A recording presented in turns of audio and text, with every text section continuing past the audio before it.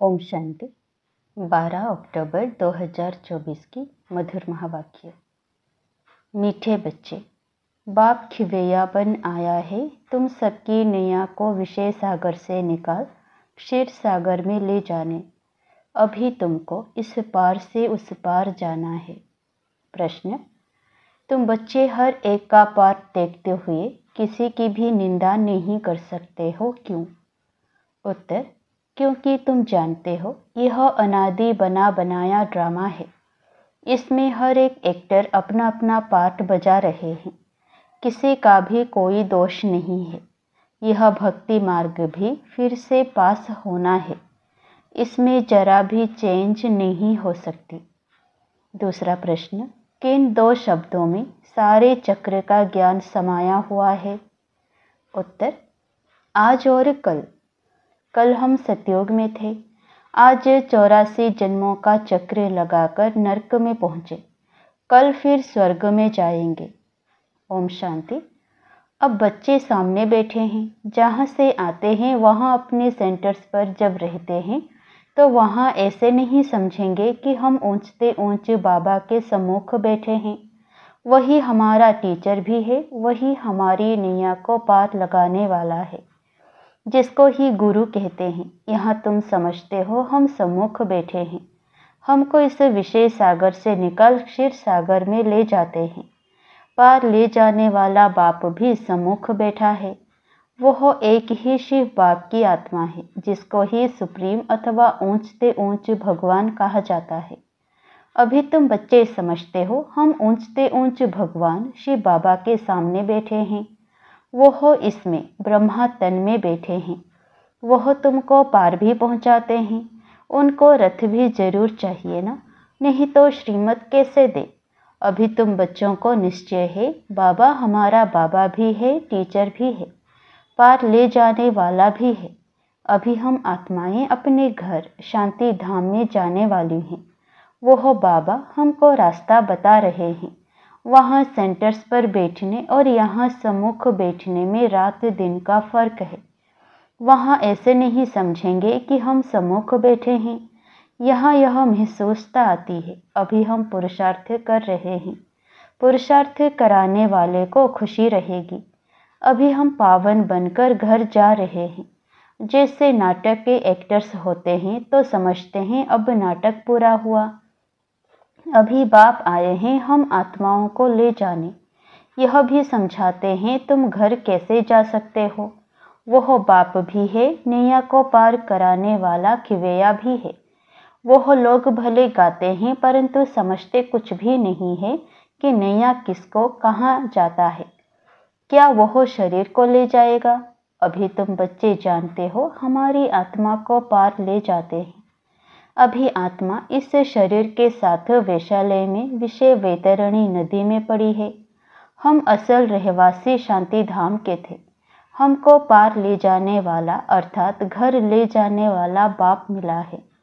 तुम्हारी राजधानी थी जो माया रावण ने सारी छीन ली है। वह राजधानी फिर जरूर लेनी है। बेहद का बाप कहते हैं बच्चों, अब अपने घर को याद करो। वहाँ जाकर फिर क्षीर सागर में आना है। यहाँ है विष का सागर, वहाँ है क्षीर का सागर और मूल वतन है शांति का सागर। तीनों धाम है, यह तो है दुख धाम। बाप समझाते हैं मीठे मीठे बच्चों, अपने को आत्मा समझ बाप को याद करो। कहने वाला कौन है, किस द्वारा कहते हैं? सारा दिन मीठे मीठे बच्चे कहते रहते हैं। अभी आत्मा पतित है, जिस कारण फिर शरीर भी ऐसा मिलेगा। अभी तुम समझते हो हम पक्के पक्के सोने के जेवर थे, फिर खाद्य पड़ते पड़ते झूठे बन गए हैं। अब वह झूठ कैसे निकले? इसलिए यह याद के यात्रा की भट्टी है। अग्नि में सोना पक्का होता है ना। बाप बार बार समझाते हैं। यह समझाने जो तुमको देता हूँ हर कल्प देता आया हूँ। हमारा पाठ है फिर 5000 वर्ष के बाद आकर कहता हूँ कि बच्चे पावन बनो।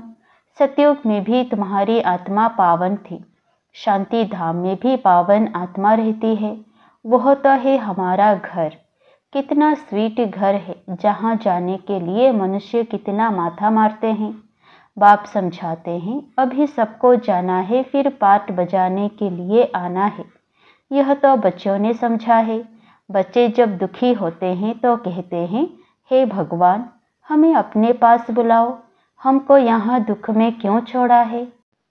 जानते हैं बाप परमधाम में रहते हैं तो कहते हैं, हे भगवान, हमको परमधाम में बुलाओ। सतयुग में ऐसे नहीं कहेंगे, वहाँ तो सुख ही सुख है, यहाँ अनेक दुख हैं, तब पुकारते हैं, हे भगवान। आत्मा को याद रहती है, परंतु भगवान को जानते बिल्कुल नहीं है। अभी तुम बच्चों को बाप का परिचय मिला है। बाप रहते ही हैं परमधाम में, घर को ही याद करते हैं। ऐसे कभी नहीं कहेंगे राजधानी में बुलाओ, राजधानी के लिए कभी नहीं कहेंगे। बाप तो राजधानी में रहते भी नहीं, वो रहते ही हैं शांति धाम में। सब शांति मांगते हैं। परम धाम में भगवान के पास तो जरूर शांति ही होगी।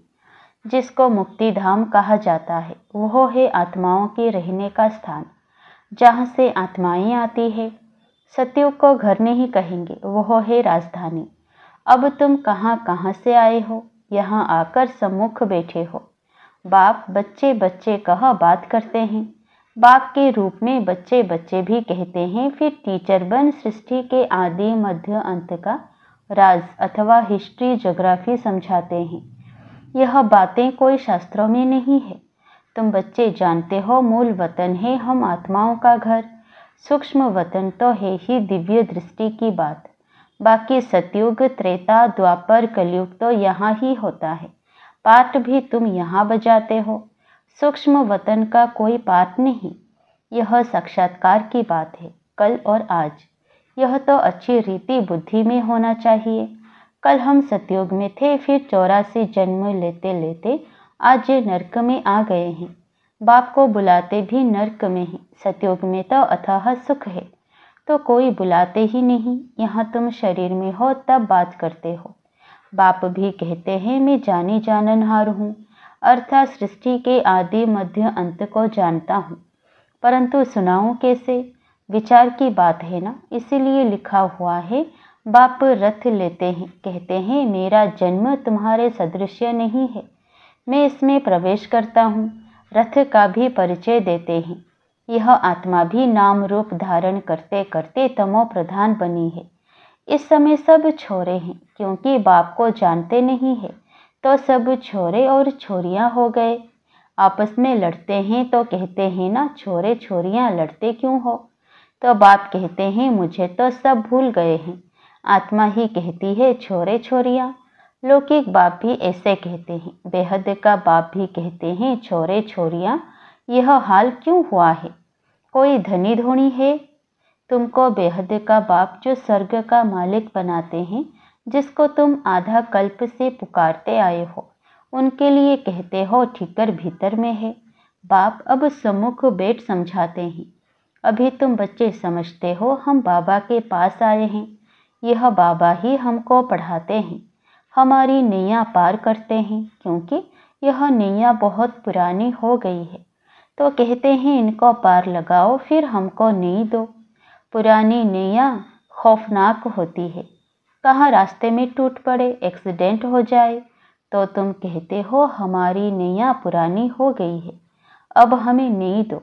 इनको वस्त्र भी कहते हैं, नैया भी कहते हैं। बच्चे कहते बाबा हमको तो ऐसे व लक्ष्मी नारायण वस्त्र चाहिए। बाप कहते हैं मीठे मीठे बच्चों, स्वर्गवासी बनना चाहते हो? हर 5000 वर्ष बाद तुम्हारे यह कपड़े पुराने होते हैं, फिर नया देता हूँ। यह है आसुरी चोला। आत्मा भी आसुरी है। मनुष्य गरीब होगा तो कपड़े भी गरीब के पहनेंगे, साहूकार होगा तो कपड़े भी साहूकारी के पहनेंगे।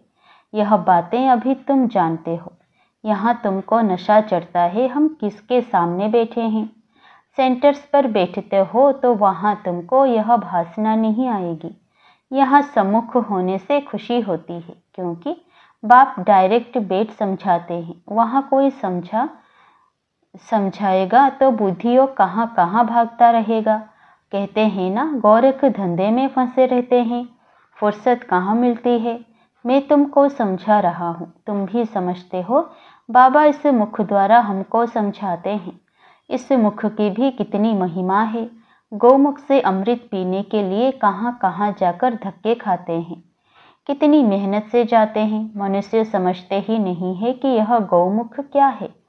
कितने बड़े समझदार मनुष्य वहाँ जाते हैं, इसमें फ़ायदा क्या, और ही टाइम वेस्ट होता है। बाबा कहते हैं यह सूर्यास्त आदि क्या देखेंगे, फ़ायदा तो इनमें कुछ नहीं। फ़ायदा होता ही है पढ़ाई में। गीता में पढ़ाई है ना। गीता में कोई भी हठयोग की आदि की बात नहीं, उसमें तो राजयोग है। तुम आते भी हो राजाई लेने के लिए। तुम जानते हो इस आसुरी दुनिया में तो कितने लड़ाई झगड़े आदि हैं। बाबा तो हमको योग बल से पावन बनाए विश्व का मालिक बना देते हैं। देवियों को हथियार दे दिए हैं, परंतु वास्तव में इसमें हथियारों आदि की कोई बात है नहीं। काली को देखो कितना भयानक बनाया है। यह सब अपने अपने मन की भ्रांतियों से बेठ बनाया है। देवियाँ कोई ऐसी 4-8 भुजाओं वाली थोड़े ही होंगी। यह सब भक्ति मार्ग है। सो बाप समझाते हैं यह एक बेहद का नाटक है। इसमें कोई की निंदा आदि की बात नहीं। अनादि ड्रामा बना हुआ है। इसमें फर्क कुछ भी पड़ता नहीं है। ज्ञान किसको कहा जाता है, भक्ति किसको कहा जाता है, यह बाप समझाते हैं। भक्ति मार्ग से फिर भी तुमको पास करना पड़ेगा। ऐसे ही तुम 84 का चक्र लगाते लगाते नीचे आएंगे। यह अनादि बना बनाया बड़ा अच्छा नाटक है जो बाप समझाते हैं। इस ड्रामा के राज को समझाने से तुम विश्व के मालिक बन जाते हो। वंडर है ना। भक्ति कैसे चलती है, ज्ञान कैसे चलता है, यह खेल अनादि बना हुआ है। इसमें कुछ भी चेंज नहीं हो सकता। वह तो कह देते ब्रह्म में लीन हो गया, ज्योति ज्योत समाया। यह संकल्प की दुनिया है। जिसको जो आता है वो कहते रहते हैं। यह तो बना बनाया खेल है। मनुष्य बाइस्कोप देखकर आते हैं, क्या उसको संकल्प का खेल कहेंगे? बाप बेट समझाते हैं बच्चे यह बेहद का नाटक है जो हूबहू रिपीट होगा। बाप ही आकर यह नॉलेज देते हैं क्योंकि वह नॉलेजफुल है। मनुष्य सृष्टि का बीज रूप है, चैतन्य है, उनको ही सारी नॉलेज है। मनुष्यों ने तो लाखों वर्ष आयु दिखा दी है। बाप कहते हैं इतनी आयु थोड़े ही हो सकती है। बाइस्कोप लाखों वर्ष का हो तो कोई की बुद्धि में नहीं बैठे। तुम तो सारा वर्णन करते हो, लाखों वर्ष की बात कैसे वर्णन करेंगे? तो वह सब है भक्ति मार्ग। तुमने ही भक्ति मार्ग का पाठ बजाया। ऐसे ऐसे दुख भोगते भोगते अब अंत में आ गए हो। सारा झाड़ जर्जरीभूत अवस्था को पाया हुआ है। अब वहाँ जाना है। अपने को हल्का कर दो। इसने भी हल्का कर दिया ना तो सब बंधन टूट जाए। नहीं तो बच्चे, धन, कारखाने, ग्राहक, राजे रजवाड़े आदि याद आते ही रहेंगे। धंधा ही छोड़ दिया तो फिर याद क्यों आएंगे? यहाँ तो सब कुछ भूलना है। इनको भूल अपने घर और राजधानी को याद करना है। शांति धाम और सुखधाम को याद करना है। शांति धाम से फिर हमको यहाँ आना पड़े। बाप कहते हैं मुझे याद करो। इनको ही योग अग्नि कहा जाता है। यह राजयोग है ना। तुम राज ऋषि हो। ऋषि पवित्र को कहा जाता है। तुम पवित्र बनते हो राजाई के लिए। बाप ही तुम्हें सब सत्य बताते हैं। तुम भी समझते हो यह नाटक है। सब एक्टर्स यहाँ जरूर होने चाहिए। फिर बाप सबको ले जाएंगे। यह ईश्वर की बारात है ना। वहाँ बाप और बच्चे रहते हैं, फिर यहाँ आते हैं पाठ बजाने। बाप तो सदैव वहाँ रहते हैं। मुझे याद ही दुख में करते हैं। वहाँ फिर मैं क्या करूँगा? तुमको शांति धाम सुखधाम में भेजा, बाकी क्या चाहिए? तुम सुखधाम में थे, बाकी सब आत्माएं शांति धाम में थी। फिर नंबरवार आते गए। नाटक आकर पूरा हुआ। बाप कहते हैं बच्चे अब गफलत मत करो, पावन तो ज़रूर बनना है। बाप कहते हैं यह वही ड्रामा अनुसार पाठ बज रहा है। तुम्हारे लिए ड्रामा अनुसार मैं कल्प कल्प आता हूँ। नई दुनिया में अब चलना है ना। अच्छा, मीठे मीठे सिकिलधे बच्चों प्रति माता पिता बाप दादा का याद प्यार और गुड मॉर्निंग। रूहानी बाप की रूहानी बच्चों को नमस्ते। धारणा के लिए मुख्य सार। पहला, अब यह झाड़ पुराना जर्जरीभूत हो गया है।